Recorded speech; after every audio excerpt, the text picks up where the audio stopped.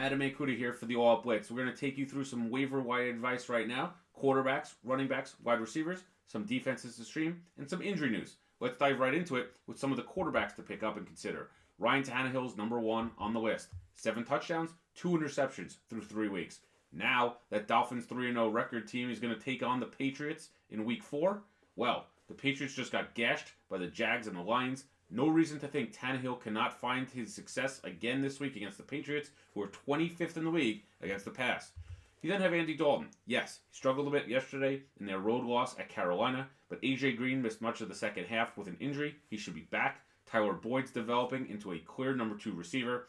8 touchdowns to start the season for Dalton. I think he has a big week now against the Falcons, who just got lit up by the Saints yesterday and Drew Brees. So I would add Dalton and stream him as well in DFS. Then you got Baker Mayfield. What a debut for the rookie out of Oklahoma. Yes, he lit up the Jets, but will he translate that to another performance on the road at Oakland? Wait and see on this one. He needs to develop his chemistry with Antonio Callaway and David Njoku. He did that with Jarvis Landry already, but let's see some more from Baker before we jump out of our pants to go get him on the waiver wire. Let's turn our attention to the running backs, and another oldie but goodie is back, Adrian Peterson. 2 of 3 games this season, over 95 yards. Yesterday, he went over 100. He has 3 total touchdowns, and until this guy breaks down, you got to ride him for whatever he's worth. Another guy, a former Redskin on this list, is Alfred Morris. Scored yesterday as Matt Breida got banged up a little bit. If you're a Breida owner and you need a potential flex running back, Alfred Morris is a good pickup. 12 carries in 3 straight games. He's averaging 4.79 yards per carry. I think he's a solid pickup.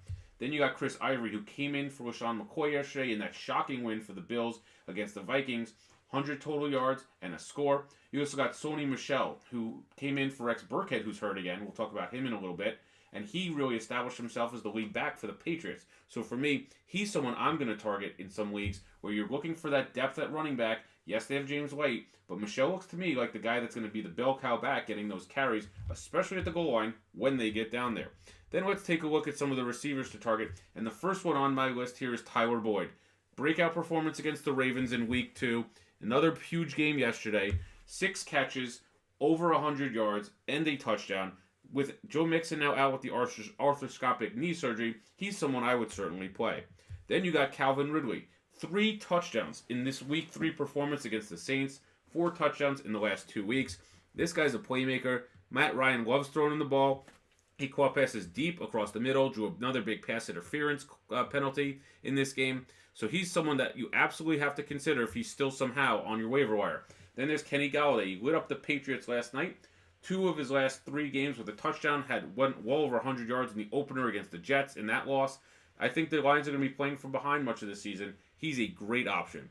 And then another oldie but a goodie. How about Jordy Nelson, what he did yesterday? 6 catches, 173 yards and a touchdown.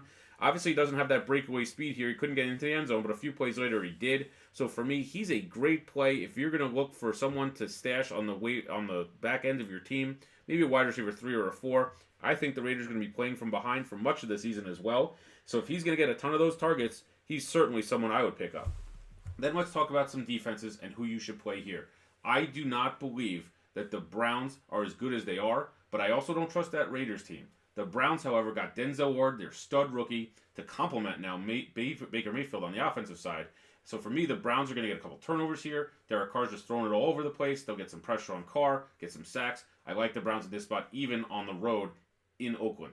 Then you have the Packers. I just don't trust the Bills. Yes, they blew out the Vikings, but can Josh Allen really do it 2 weeks in a row? No LaShawn McCoy, most likely. I'll go with the Packers and pick them up. Another team to stream on the defensive side is the Chargers. If C.J. Beathard is going to get the start for the 49ers with Jimmy G out, I'm certainly going to play the Chargers everywhere I can. I just cannot trust C.J. Beathard, and I don't know how he's a backup in this league. Another one to consider is the Lions. You see what they did last night against the Patriots. The Cowboys' offense is inept. They can't protect Dak Prescott. Ezekiel Elliott can't get going. So for me, the Lions are a solid streaming option next week as well. Let's look at some players to cut. Jamal Williams is a name that comes to mind. He had the opportunity of a lifetime to lead the Packers in carries this season. He's basically fallen on his face the first 3 weeks. Aaron Jones is back. Maybe they make a play for Le'Veon Bell. To me, Jamal Adams is someone you could cut. Same for Rex Burkhead. Week 1 concussion, he was out. Week 3 neck injury. To me, goodbye. See you later. Sony Michel's going to take that job and run with it. Jimmy G, I'm sorry, bud. Torrey ACL, if that's the true injury here, he's going to be out for the season. So you could cut bait there and go with one of the quarterbacks we mentioned earlier. A few other names for you. Tyrell Williams. I think with the emergence of Mike Williams yesterday in that loss to the Rams with 2 touchdowns, Tyrell Williams is going to fall further down the depth chart. He's someone you could cut. And Doug Martin, I thought he had a huge opportunity to resurrect his career in Oakland, but Marshawn Lynch actually played pretty well. So for me, he's got to be someone you bench and cut. So, injuries. Always a problem in fantasy football. Evan Ingram, concussion before the season. Now he's got another injury. Check on him. That might be a serious injury for the Giants and a big blow to their offense. Then you got Jimmy G. Sayonara, my friend. We'll see you next season.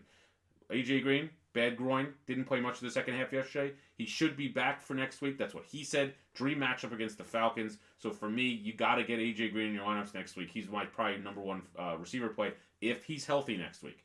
Then you also have LaShawn McCoy and Jay Ajayi, 2 star running backs, 2 starting running backs. This has a bigger implication than you know because of the fact that Smallwood, Clement, and Ivory are all on that waiver wire list to grab this week if they haven't been claimed already. Those are 2 injuries to watch. So for more analysis as we kind of go through here in the rest of the season, certainly tune in to the All Out Blitz Sunday mornings as we answer your questions in real time, and hit me up on the Fantasy Forum throughout the week with any questions and advice. Have a good evening, and we'll talk to you during the week.